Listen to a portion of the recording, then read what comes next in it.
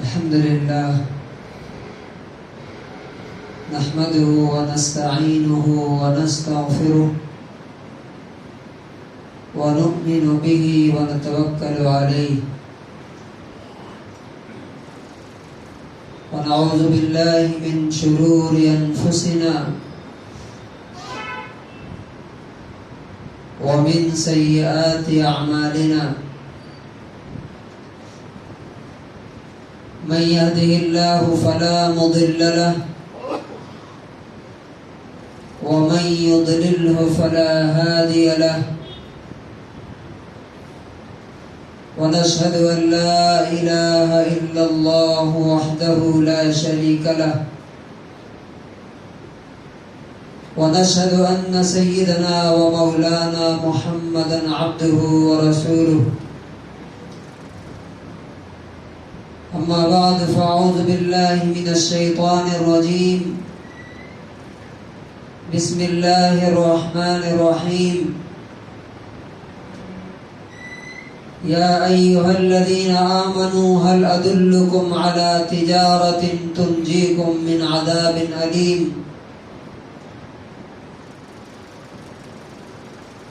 تؤمنون بالله ورسوله وتجاهدون في سبيل الله بأموالكم وأنفسكم ذلكم خير لكم إن كنتم تعلمون يغفر لكم ذنوبكم ويدخلكم جنات تجري من تحتها الأنهار ومساكن طيبة في جنات عدن ذلك الفوز العظيم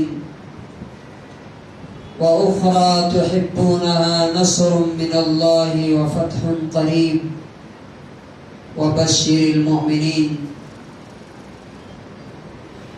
وقال النبي صلى الله عليه وسلم والذي نفسي بيده لتأمرن بالمعروف ولتنهون عن المنكر أو ليبعثن الله عليكم عقابا منه فتدعونه فلا يستجيب لكم.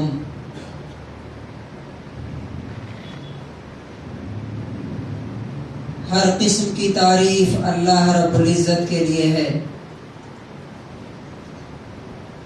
جو تنے تنہا اکیلا ساری کائنات کا مالک اور خالق ہے، جس نے پیدا بھی کیا اور جو پوری دنیا پوری کائنات کو کنٹرول کر رہا ہے. اس نے اپنے بارے میں فرمایا اللہ خالق کل شیء وهو على کل شیء وکیل.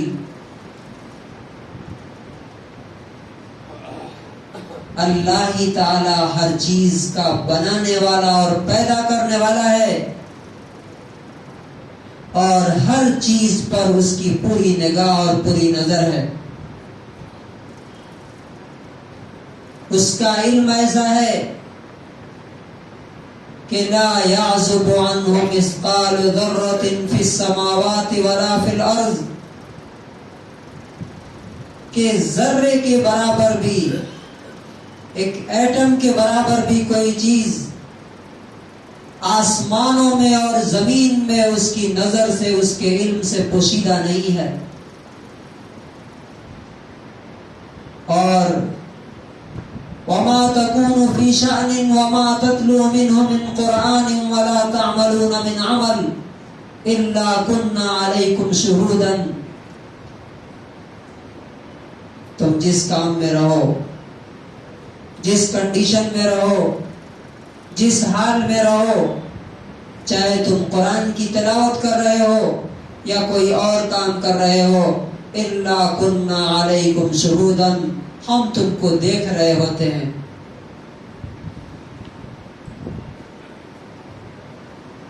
جس کا اختیار اور جس کا اقتدار ایسا ہے کہ وہ فرماتا ہے قل اللہم مالک الملک آپ کہیے کہ اے اللہ حکومت اور سلطنت کے مالک، تؤتی الملک من تشاء، جسے آپ چاہتے ہیں حکومت دیتے ہیں، وتنزع الملک ممن تشاء، اور جس سے آپ چاہتے ہیں چھین لیتے ہیں۔ وہ ایسا ہے کہ جسے ذلیل کرنے پر آئے تو کوئی عزت نہیں دے سکتا۔ وَمَن يُهِنِ اللَّهُ فَمَا لَهُ مِن مُكْرِمٍ، جسے اللہ تعالی ذلیل کر دے اسے کوئی عزت نہیں دے سکتا، اور جسے عزت دینا چاہے اسے کوئی ذلیل نہیں کر سکتا۔ وَتُعِزُّ مَن تَشَاءُ وَتُذِلُّ مَن تَشَاءُ، تو ہی عزت دیتا ہے اور تو ہی ذلت دیتا ہے۔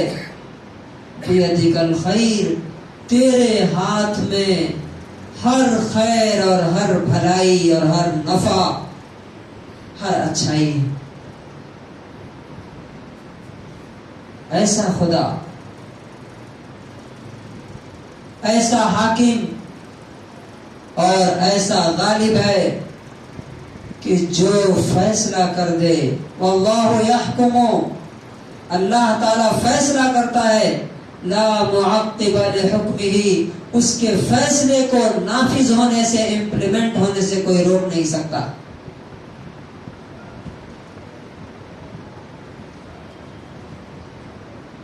وہ اللہ ہمیں ہدایت دیتا ہے،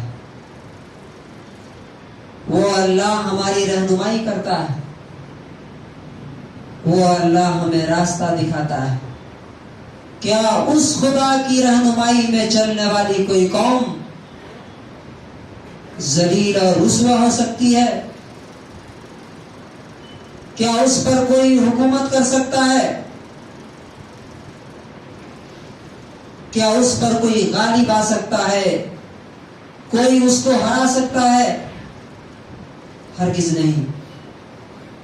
لیکن اگر کوئی قوم جب اس کے حکموں کو چھوڑ دیتی ہے، اس کے احکام کو توڑنے لگتی ہے، تو اللہ تعالیٰ اس کو توڑ کر کے رکھ دیتا ہے، اسے چھوڑ دیتا ہے۔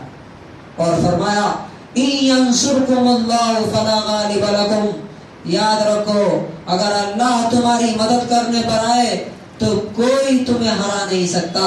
وَإِن يَخْذُلْكُمْ، اور اگر اللہ تمہارا ساتھ چھوڑ دے، تمہاری مدد سے ہاتھ کھینچ لے، فَمَن يَنصُرُكُم مِّن بَعْدِهِ، اس کے بعد کون تمہاری مدد کے لیے آگے آئے گا؟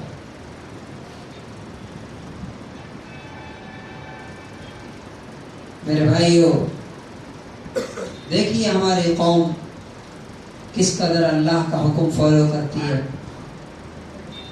یہ جمعہ کا دن ہے اور مسجد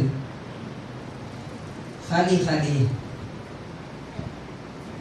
کیا ہم اللہ سے امید رکھنے کے قابل ہیں؟ کیا دنیا میں کوئی حادثہ، کوئی واقعہ اللہ کے پرمیشن کے بغیر نہیں ہو سکتا؟ یہ تو ہمارا ایمان ہے نا۔ ما اصاب من مصیبت فی الارض ولا فی انفسکم، اس سرزمین پر، اس پوری دنیا میں، پوری کائنات میں، اور تمہارے ساتھ جو کچھ ہوتا ہے الا باذن اللہ، اللہ کے پرمیشن اور اس کی اجازت سے ہوتا ہے۔ حجاب اگر اتارے جا رہے ہیں تو ایسا نہیں کہ یوں ہی ہو رہا ہے، یہ اس لیے ہو رہا ہے کہ اکثریت نے پہلے سے ہی اللہ کے اس حکم کو توڑ کے رکھا ہے۔ کتنے پرسنٹ لوگ پہلے سے حجاب کرتے تھے؟ 90 سے 95% تک پہلے ہی سے اتار کے جاتے ہیں۔ تو حدیث میں اللہ کے رسول نے بیان کیا کہ جب اکثریت خراب ہو جاتی ہے، بخاری کی 3346 نمبر حدیث ہے کہ جب اکثریت، میجورٹی اللہ کے کسی حکم کو توڑنے لگتی ہے اور باقی لوگ خاموش تماشائی بن کے کھڑے رہتے ہیں، تو ان کو بھی لپیٹا جاتا ہے اس میں، ان کے ساتھ بھی وہی سلوک کیا جاتا ہے۔ 2-3% حجاب کر رہے تھے، اب اللہ تعالیٰ نے ان کے بھی چہروں سے حجاب اتار کے پھینک دیا، اتارو۔ اور ہمیں جب بھی کوئی واقعہ دیکھنا چاہیے تو اس میں اللہ کا کنیکشن ضرور دیکھنا چاہیے. کوئی کچھ نہیں کر سکتا، یہ ہمارا ایمان ہے، یقین ہے، اگر اللہ اجازت نہ دے. اور میں آپ کو بتاؤں، اللہ تعالیٰ نے سورہ صف کی جو آیات میں نے پڑھی کہ تمہیں عذاب علیم سے، یعنی دردناک عذاب سے آخرت میں یا دنیا میں صرف ایک ہی چیز بچا سکتی ہے، ایک ہی چیز بچا سکتی ہے، دوسری کوئی چیز نہیں. کوئی پارٹی نہیں بچا سکتی ہے تم کو، تمہاری کوئی طاقت نہیں بچا سکتی ہے، تمہارا کوئی اتحاد نہیں بچا سکتا ہے. ایک ہی چیز ہے جو اللہ تعالیٰ نے کہا، یا ایھا الذین آمنوا هل ادلکم علی تجارۃ تنجیکم من عذاب علیم. اے ایمان والو، کیا میں تمہیں بتاؤں ایسی تجارت، ایسا بزنس جو تمہیں دردناک عذاب سے بچا لے. دردناک عذاب، اس لیے کہ اللہ کی سزا ہلکی نہیں ہوتی ہے. اللہ کی سزا دنیا میں آئے یا آخرت میں، وہ ہلکی نہیں ہوتی ہے. یعنی کوئی اسے ٹال نہیں سکتا، کوئی روک نہیں سکتا 2 منٹ کے لیے. اس عذاب سے بچنے کے لیے کیا ہے؟ نمبر 1، تؤمنون باللہ ورسولہ، اللہ اور اس کے رسول پر تمہارا ایمان ہونا چاہیے. اور ایمان کیسا؟ زبانی ایمان نہیں. اس ایمان کی نشانی اور علامت یہ ہے کہ تم اپنی جان اور مال دونوں اللہ کے لیے قربان کرو. اور انسان جب اس کے لیے تیار ہوتا ہے تو ایک آدمی کے لیے اللہ تعالی راہیں کھولتا چلا جاتا ہے. آج تو پوری قوم مل کے بول رہی ہے نا، کچھ نہیں ہو رہا ہے. ایسی مثالیں آپ کے شہر میں ہے. ایک انڈیویجول کے لیے قانون اور یونیفارم بدلا گیا، اور یہ واقعات اس لیے اللہ تعالیٰ دکھاتا ہے، اللہ تعالیٰ بیان کرواتا ہے، مثالیں قائم کرتا ہے، تاکہ کسی کو بہانہ اور ایکسکیوز دینے کے لیے نہ رہے قیامت کے دن کہ نہیں ہمیں تو یقین نہیں تھا، ہمیں معلوم ہی نہیں تھا. ایک آدمی، ایک لڑکی، اگر ہمارے پاس جو پرابلم ہے نا، کوئی دوسرا پرابلم نہیں. دیکھیے ہماری سب سے جو بڑی مشکل ہے آج کل وہ کیا ہے کہ ہم جو ہے مسائل اور پرابلمز کا ذمہ دار دوسروں کو ٹھہراتے ہیں کہ کمی دوسرے کے اندر ہے. اور یہ اللہ کا قرآن کا طریقہ نہیں ہے. اللہ یہ کہتا ہے کہ تم اپنے آپ کو دیکھو، تمہارے اندر کیا کمی ہے. مثال کے طور پہ رنگ میں 2 پہلوان اگر لڑتے ہیں، فائٹر، تو کون ہارتا ہے؟ جو کمزور ہوتا ہے. جو کمزور ہوتا ہے وہ ہارتا ہے، جو طاقتور ہوتا ہے وہ جیتتا ہے. یہی اصول ہے. اب کمزور آدمی یہ کہے کہ میری تو کوئی غلطی نہیں تھی صاحب، یہی اتنا موٹا تگڑا اور طاقتور تھا، غلطی اس کی ہے کہ اس نے طاقت بنائی اور آ کر کے مجھے مار کے گرا دیا، مجھے ہرا دیا. یہ لاجک چلے گی کیا؟ یہ کوئی ایکسپٹ کرے گا؟ نہیں. جب بھی کوئی قوم، کوئی فرد کہیں بھی ناکام ہوتا ہے، پیچھے جاتا ہے، ہارتا ہے، تو اس کی وجہ یہ ہوتی ہے اس کی اپنی کمی ہوتی ہے. دوسروں کا تو کام ہی ہے، ان کا جو کام ہے وہ کر رہے ہیں، ہمارا کام کیا ہم کر رہے ہیں کیا؟ اللہ تعالیٰ نے اس کے لیے فرمایا کہ تؤمنون باللہ ورسولہ، تمہارے اندر ایمان ہونا چاہیے، وہ ایمان جو تمہیں قربانی اور سیکریفائسز کے لیے تیار کرے۔ اور ایسا ہوا ہے کہ جب ایک شخص بھی اگر تیار ہوتا ہے اور اس ایمان کے لیے قربانی دینے کے لیے تیار ہوتا ہے،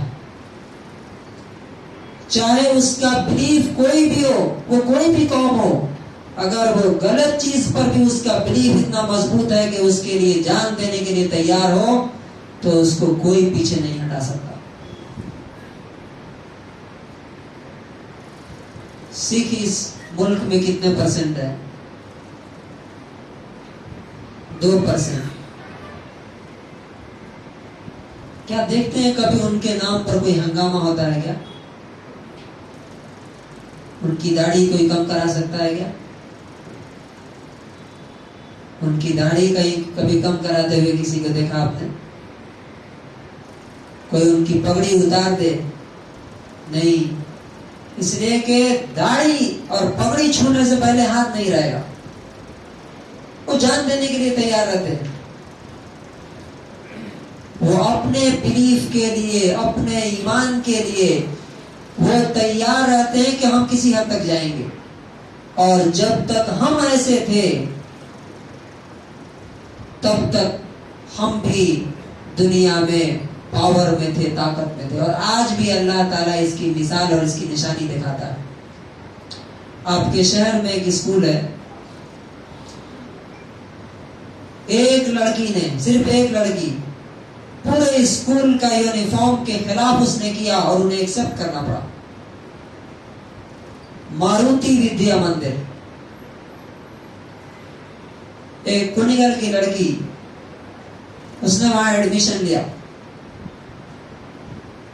اور کہا کہ میں یہ اسکرٹ نہیں پہنوں گی، ٹی شرٹ نہیں پہنوں گی، اور دوسری شرط یہ ہے کہ مجھے ظہر کی نماز پڑھنے کی اجازت دی جائے گی، تب میں یہاں پڑھنے کے لیے تیار ہوں، نہیں تو میں نہیں۔ اسکول والوں نے 2 دن کا ٹائم دیا، کہا کہ 2 دن کے بعد ہم بتائیں گے، اور 2 دن کے بعد انہیں اجازت دینی پڑی، پرمیشن دینی پڑی۔ ایک لڑکی نے پورے اسکول کے یونیفارم کو چیلنج کر کے اور وہ حاصل کیا، کیوں؟ اس لیے کہ اس نے طے کر رکھا تھا کہ اگر نہیں دیں گے تو میں یہاں نہیں رہوں گی۔ تو اللہ تعالیٰ اس وقت مدد کرتا ہے، یہ نہیں کہ ہاں نہیں جیسا کریں گے ٹھیک ہے، اگر کر لیں گے تو ٹھیک ہے، نہیں تو ایسا بھی ہم چلے جائیں گے، نہیں۔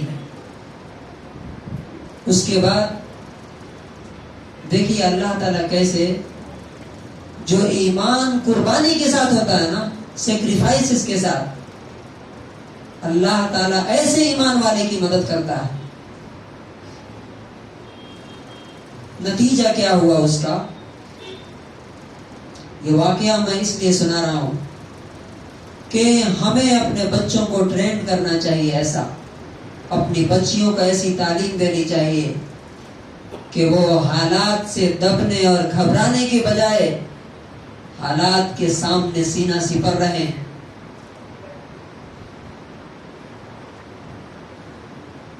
سب لوگوں نے اس سے بات چیت کرنا بند کر دیا، کہا کہ یہ سپیریئر ہے، اس سے پہلے بھی بہت سے مسلم لڑکیاں اس میں پڑھتی تھی، ویسے ہی اسکرٹ پہن کر کے، ٹی شرٹ پہن کر کے آتی تھی۔ تو انہوں نے کہا کہ کیا یہ اسپیشل ہے کیا، ہمارے لیے کوئی پرمیشن نہیں؟ اس کے لیے پرمیشن مل گئی حجاب پہن کے آنے کی اور ظہر کی نماز پڑھنے کی۔ سب نے بات کرنا بند کر دیا۔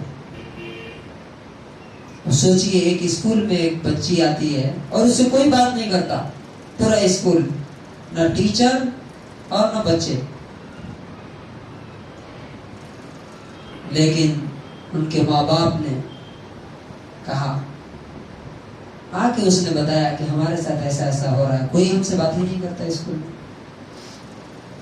تو کہا کہ یہ اچھا موقع ہے، پڑھو اور پڑھ کے ثابت کرو، تمہیں ڈسٹربنس نہیں ہے۔